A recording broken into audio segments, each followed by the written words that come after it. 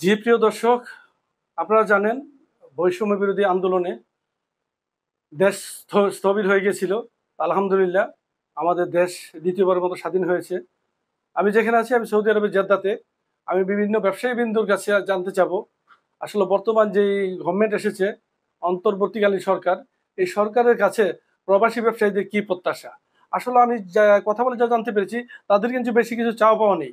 তারা চাচ্ছে সুন্দরভাবে যে এখানে পরিষেবা, যে দূতাবাস কনসুলেটের মধ্যে পরিষেবাটা, এবং এয়ারপোর্টে যে হয়রানিটা, যাতে প্রবাসীরা হয়রানি না হয়।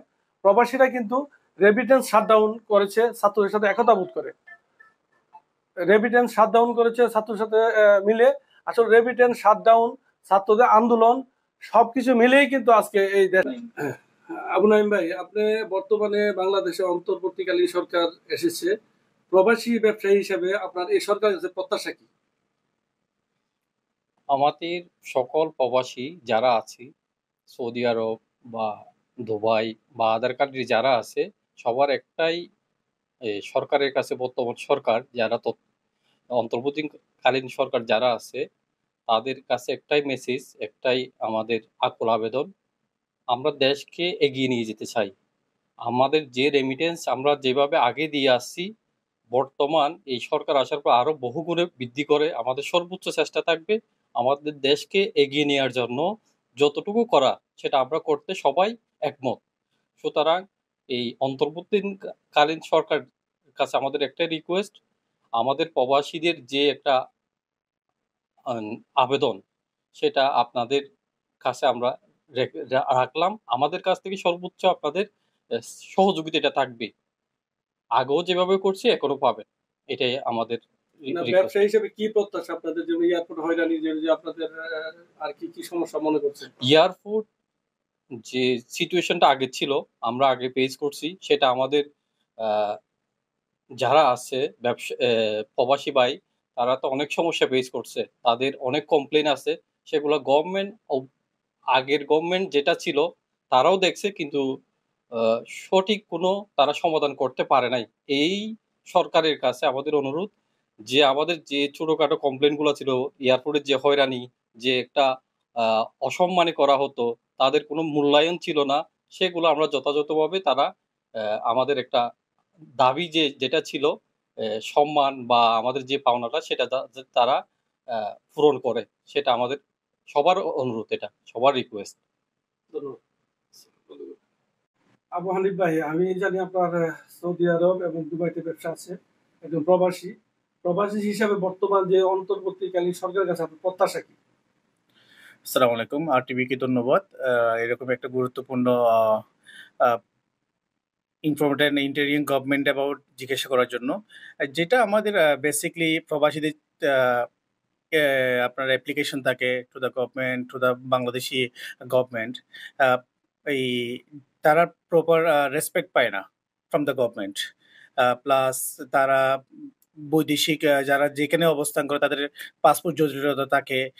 দূতাবাসে তাদের পাসপোর্ট রিনিউ করা, ভিসা জটিলতা, এবং যে দেশে থাকে সে দেশের সাথে তাদের লিয়াজও মেনটেন করা।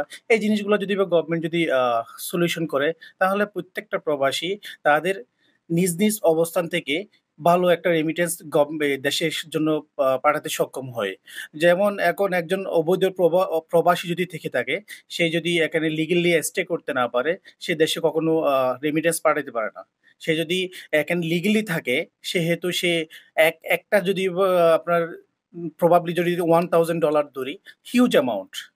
সেহেতু গভর্নমেন্টের উচিত প্রত্যেকটা প্রবাসীর জন্য সুন্দর এয়ারপোর্টের সুন্দর ব্যবস্থা তৈরি করা, প্লাস তারা যে যে অবস্থানে থাকে সে অবস্থানে সুন্দর ভিসা জটিলতা, পাসপোর্ট জটিলতা, এবং ওই দেশের সরকারের সাথে লিয়াজু মেনটেন করা।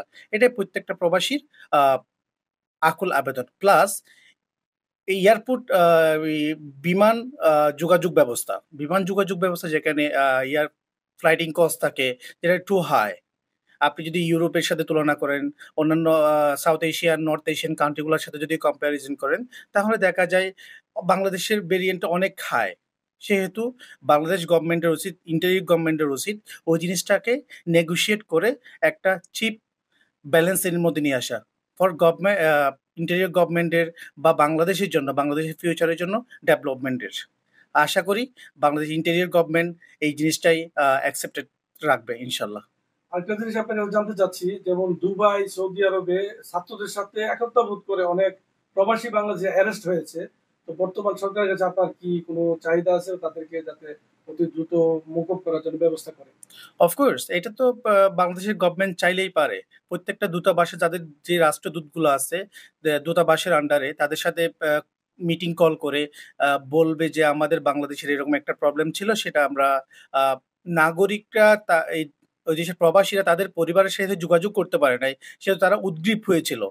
তারা ৫-৬ দিন ৮ দিন ধরে টেনশনে ছিল, কি হচ্ছে তার পরিবারের মধ্যে, এটা নিয়ে তারা অনেক বেশি টেনশনে ছিল। সেহেতু তারা ওই নিজ অবস্থান থেকে এটা করতে বাধ্য হয়েছে। এখন যেহেতু ইন্টেরিয়র গভর্নমেন্ট আসছে, একটা অন্তর্বর্তীকালীন সরকার, তারা যেসব দেশে প্রবলেমগুলো আছে, প্রবাসীরা আটক হয়েছেন, তাদের ওই দেশের সরকারের সাথে একটা মিটিং কল করে একটা বসে সেটা যাতে যদি দ্রুত সম্ভব সমাধানযোগ্য। এটা ইম্পসিবল কোনো কিছু না, এটা অবশ্যই সমাধানযোগ্য। ধন্যবাদ। এই স্বাধীনতার পিছনে কিন্তু প্রবাসীদের মুখ্য ভূমিকা রয়েছে। এই স্বাধীনতা রক্ষা করতে পারে বর্তমান যে অন্তর্বর্তীকালীন সরকার, তাদের প্রত্যাশা। হানিফ সরকার উজ্জ্বল, RTV, জেদ্দা, সৌদি আরব।